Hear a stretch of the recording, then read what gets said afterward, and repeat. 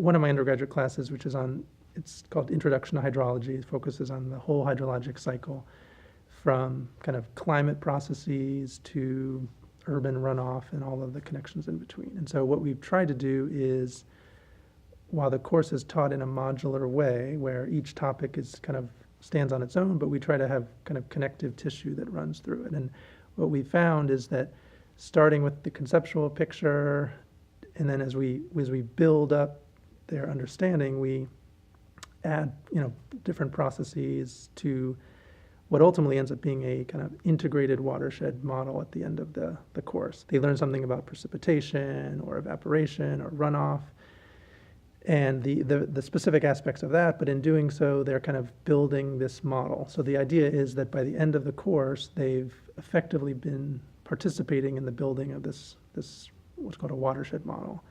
And so they can then run the watershed model that involves all of those processes. And so what we found from student feedback is they kind of at the end have that light bulb moment where they, rather than thinking everything we've learned is kind of its own isolated topic, it all gets brought together. Using this model at the end kind of gives them perspective on the processes and ties everything together.